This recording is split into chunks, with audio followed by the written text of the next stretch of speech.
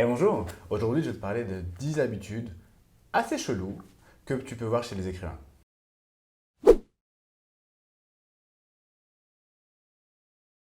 Salut, c'est Simo, bienvenue sur ma chaîne de conseils d'écriture et de plein de trucs très cool. Avant tout, si jamais tu es un abonné de ma chaîne, merci beaucoup de suivre mes vidéos et de tout ce que je te propose. Si ce n'est pas déjà le cas, que tu arrives sur ma chaîne pour la première fois, n'hésite pas à t'abonner, comme ça tu es sûr de ne pas manquer les prochaines vidéos. Bon, si tu es là, c'est qu'a priori, t'écris. Alors tu peux écrire un bouquin, un roman, une nouvelle, une pièce de théâtre, un jeu vidéo, tu peux même coder, tu fais ce que tu veux. Mais en tout cas, ça veut dire que tu écris des trucs. Ok. Mais du coup, vu que tu fais ça, tu dois avoir des petites habitudes cheloues, très cheloues, ou un peu cheloues. Mais en tout cas, tu fais partie d'une espèce pas commune. Et je te propose une liste de 10 habitudes très cheloues que tu peux voir chez les écrivains. Alors c'est des trucs que j'ai constatés avec plein de discussions avec des gens à droite à gauche, dans la vraie vie ou sur les réseaux. Et ça se vérifie chez les écrivains qui sont confirmés, chevronnés. Et si jamais tu es un écrivain débutant, ou que tu te lances dans l'écriture, ou que tu vas écrire, bah comme ça au moins tu sauras à quoi t'attendre. Alors le premier truc très atypique que tu peux retrouver chez les écrivains, c'est quand tu sociabilises. Déjà si ça t'arrive, on va parler de ça tout à l'heure, mais en tout cas si jamais tu venais sociabiliser, bah en fait, chaque conversation, chaque discussion que tu vas avoir avec des gens, tout est analysable. En fait, tout ce que tu vois peut être un sujet que tu peux reproduire et retranscrire dans ton histoire. Ça peut être les sujets de conversation, ça peut être les comportements, ça peut être les mimiques, ça peut être les réactions, ça peut être tout ça. Sachant qu'en plus de ça, t'es jamais à l'abri, en pleine conversation, même si vous êtes que deux, même si t'es qu'avec une seule personne, en pleine conversation de dire attends, attends, de sortir ton carnet, elle va vite, et de faire signe à la personne de surtout pas te parler. Prendre ton carnet, noter ton idée, pendant que les personnes en face te regardent. Elles s'inquiètent. Elles s'inquiètent pour toi. Bon, au bout d'un moment, les gens s'habituent, ils font autre chose, ils vont sur leur téléphone, s'ils sont plusieurs, ils continuent de discuter entre eux, mais en tout cas, il s'avère que tu es chelou. Nota bene, hein, ça s'étend aussi aux conversations dont tu fais pas partie, parce que t'es un mec chelou, t'es une meuf chelou.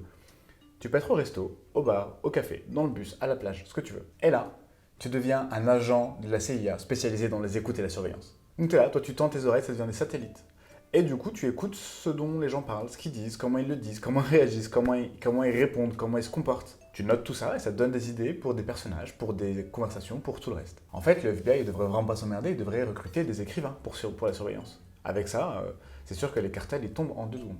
Deuxième aspect, c'est quand tu es vraiment dedans, quand tu t'es dédié à l'écriture, ça peut être un problème d'hygiène. L'hygiène devient relative. Je suis en plein dedans là parce que ça fait un mois que je me dédie à l'écriture. Et du coup, il faut dire que j'ai pas vu grand monde, que je suis pas beaucoup sorti de chez moi. Je peux être là, donc j'ai commencé à bosser, j'ai un programme d'écriture et il est 16 h. Je me suis pas lavé. Mais c'est-à-dire que c'est pas que je me suis pas lavé parce que j'ai pas envie. C'est que je me suis pas lavé parce que c'était pas une option. Tu vois, c'était pas prévu dans le programme. Tu vas oublier en fait. Et parfois, ça m'arrive de skipper une douche ou deux, et après, j'y vais et je me fais un bon décrassage au Karcher, tu vois. Fais pas genre, je sais que tu fais aussi.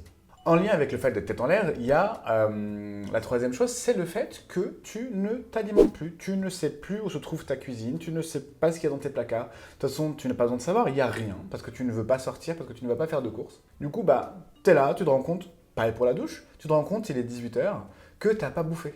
Tu sais, c'est pour ça, tu te sens pas bien, t'as des vertiges, t'es un peu nauséeux. C'est la bouffe, t'as pas bouffé. Et je t'avoue que quand ça m'arrive, ça, je vais dans mon frigo, bah, il s'avère que bah, y a rien. Je vais dans les placards, il s'avère que bah y a rien. Tu sais, il peut y avoir, tu sais, les trucs que personne ne mange, genre des crackers ou un truc mais qui date d'il y a longtemps. Une soirée, la dernière fois que tu as invité des gens, c'était en 2018 et ils ont laissé des crackers, tu les as. Du coup, tu manges ça avec une tomate et un cornichon. Parce que c'est aussi ce qui te reste, c'est ce qui se conserve le mieux. Alors tu bouffes peut-être pas, mais ça nous amène au quatrième point. Le fait que tu ne t'alimentes qu'exclusivement que de café. Moi, le café, je trouve ça dégueulasse. C'est une saloperie infâme, créée par des gens infâmes. Je trouve que c'est vraiment très, très, très, très, très, très. Je rajoute des traits très dégueulasses. En revanche, il s'avère que j'en bois. Je dois boire 10 litres. 10 litres dans la journée. C'est des petits litres dans la journée. Et que du coup, c'est un moteur. Alors, c'est peut-être une addiction, c'est peut-être pas sain, c'est peut-être ce que tu veux. J'ai pas dit que ça allait être sain. Mais en tout cas, il s'avère que je le bois. Je bois cette boisson et c'est-à-dire que ça fait partie de ma routine d'écriture. Le matin, je bois ma tasse de café qui me fait durer la journée, quoi. Alors oui, c'est peut-être dégueu, c'est peut-être pas bon, mais j'en achète quand même. Il s'avère que ça fait partie des trucs qu'il y a dans mon placard. Alors je mange pas de café, mais j'en bois. Et si c'est pas du café, c'est du thé, hein. Faut pas faire genre les mecs qui boivent du thé. Ça marche pareil, hein. Tu bois du thé au réveil, tu bois du thé après le repas, tu bois du thé l'après-midi pour t'hydrater, tu bois du thé avant de te coucher, tu bois du thé après le repas, tu bois du thé à n'importe quel moment. Tu bois du thé pour te donner du courage avant de boire du thé. Tu bois du thé. Alors bon, bah, c'est pas mieux, hein. Parce que je sais qu'il y a une petite duel thé au café, c'est le même combat. Et ton addiction au café va t'amener au cinquième point. Le fait que tu ne vives plus la journée, que tu vives la nuit. Pourquoi? J'en sais rien. Mais il s'avère que c'est pas pour rien que tu discutes avec des écrivains à 3 heures du mat sur les réseaux. C'est parce qu'en fait, les gens ne dorment pas. Tu ne dors pas parce que tu écris la nuit. Et en fait, ça, c'est une transition très progressive. Et un jour, tu vas te rendre compte, tu sais, tu vas aller dans ton placard pour chercher les vieux crackers moisis. Et en fait, il est 2h30 du mat. Mais ça se fait progressivement. Attention, c'est un travail de longue haleine. Au début, tu vas te coucher à minuit, comme tout le monde, etc. Et sans t'en rendre compte, tu sais, parfois, tu seras là en train de tapoter sur ton clavier assez nerveusement parce que ça ne veut pas sortir. Tu regarderas par la fenêtre, il fait jour. Et c'est normal. Ça arrivera, ça va arriver. C'est-à-dire que même quand tu voudras reprendre un rythme normal en mode non, non, non, non, dîner 19h, je me douche, je me couche à minuit, 1h max, comme ça je me réveille le matin, je fais mon 6 morning. Miracle morning, 6 morning, ça veut rien dire, mais en tout cas tu te réveilles à 6h. Et bah du coup, ok, tu le fais, ça va tenir 3 jours, et après c'est dead. Tu vas devenir un mort-vivant. Tu vas devenir un vampire.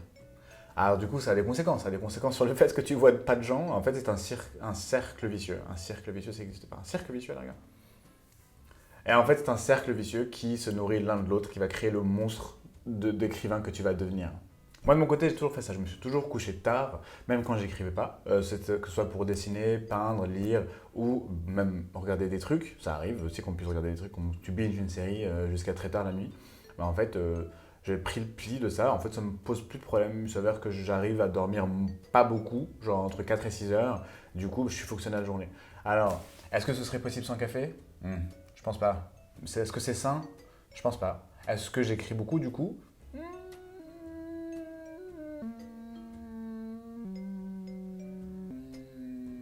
Le sixième aspect, c'est que quand tu t'engages dans l'écriture, ça devient du coup ton mojo, ça devient ce que tu veux faire, c'est ton credo plutôt que ton mojo. Et en fait, tu veux faire ça, tu veux écrire.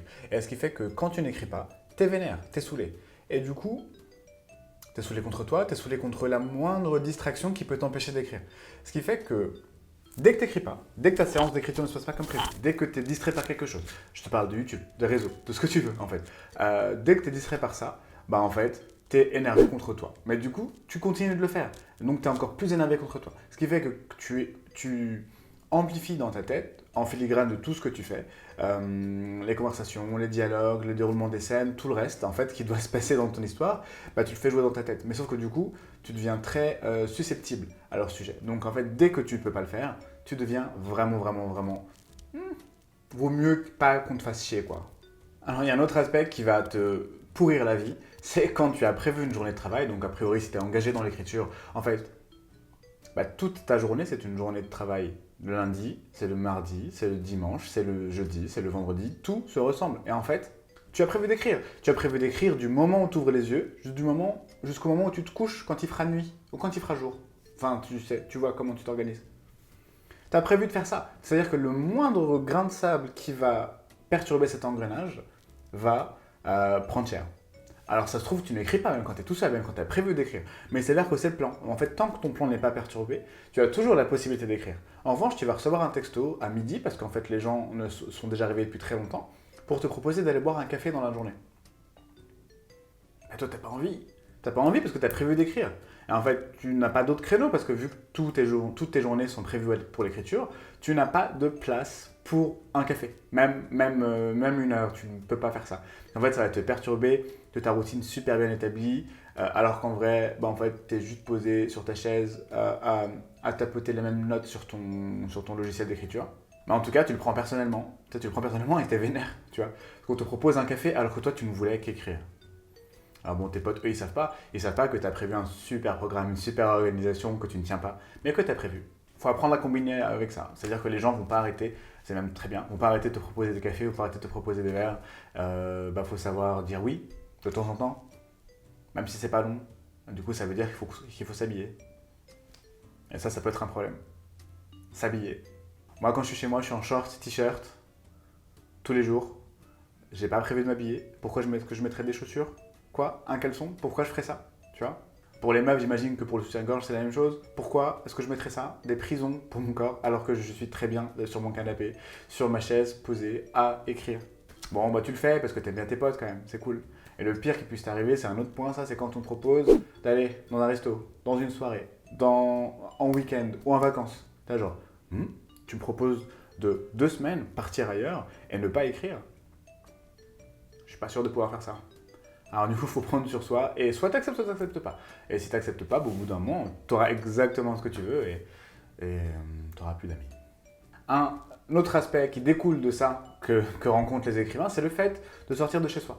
Pourquoi est-ce que je sortirais de chez moi? C'est pas dehors que j'écris. Bon, pour ceux qui écrivent dans les cafés et tout, oui, ok, d'accord. Pour ceux qui écrivent chez eux, et c'est la majorité, je pense, bah, tu veux rester chez toi. Donc en fait, le seul moment où tu vas sortir, c'est quand on te force, quand tu as déjà refusé trop de fois de boire un café avec tes potes, d'aller en soirée avec tes potes, et que c'est la fois de trop, quand tu commences à t'engueuler limite, tu dis bon, d'accord, mais je viens mais pas longtemps. Donc tu vas. Ou sinon, quand il faut que tu ailles acheter d'autres crackers, bah du coup, faut bien aller faire les courses. Donc bah, tu t'habilles, des vêtements, donc tu dois chercher là-haut les endroits où il y a tes vêtements parce que tu as oublié, vu que tu sors plus de chez toi. Donc tu trouves ton vêtement, faut regarder des tutos sur internet pour te rappeler comment on fait les lacets de chaussures parce que ça fait un petit moment. Et tu vas dans les magasins, dans les marchés, dans les supérettes, ce que tu veux. Et là, il y a plein de gens. Donc toi, tu es là, genre, mais en fait, il y a beaucoup de gens, alors que en fait, tous les gens que je connais, moi, ils sont dans ma tête. Pourquoi il y a beaucoup de gens dans la vraie vie? Bah, c'était comme ça, on est beaucoup. Mais en tout cas, tu es perturbé. Tu deviens limite à la limite de l'agoraphobie, ça c'est clair. Et donc, plus tu restes seul, plus ce choc de rencontre avec plein de gens, en fait, ça va être de plus en plus balèze. Tu as de moins en moins l'habitude d'être en contact avec du monde. Aussi, si tu le fais, tu t'arranges pour être dans un environnement très confiné, très protecteur. Une astuce pour parer à ça, c'est le fait de prendre avec toi ton carnet de notes ou, bon, ton ordi si tu veux écrire, mais c'est un peu gros. Moi, j'écris sur mon téléphone. Je peux écrire sur mon téléphone. J'écris pas principalement sur mon téléphone, mais ça peut m'arriver de le faire. Donc, j'écris sur mon téléphone. Ça peut m'arriver quand je suis dans le train, dans le car, dans le bus, dans l'avion, peu importe. Si j'ai pas mon ordi avec moi ou si c'est trop encombrant, si c'est un lieu trop étroit, bah j'ai mon téléphone. Et en fait, j'ai mon logiciel d'écriture, clac, clac, clac, clac.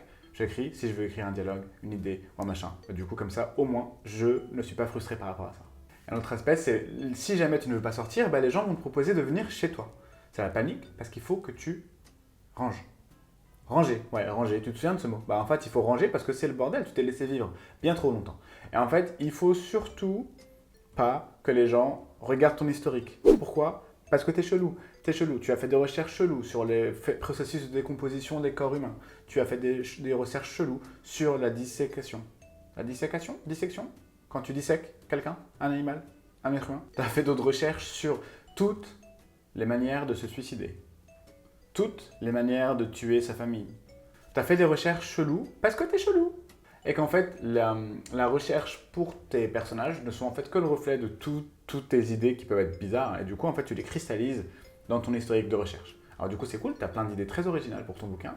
Mais en tout cas, faut sûrement pas regarder ton historique de recherche. Et tous ces éléments-là font que, globalement, tu peux être assez bizarre. Sauf que, en fait, tu apprends à gérer avec le temps et tu apprends à combiner, toi, tes envies personnelles, tes envies avec les gens, les couples, les amis, la famille, etc. En fait, tu apprends à gérer tout ça. Et tu apprends à mieux gérer ton temps. C'est juste une question d'acclimatation. Je suis sûr que ça va le faire.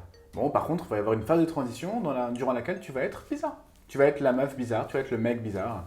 Genre, ah oui, non mais il est chelou lui. Il est chelou elle. Voilà.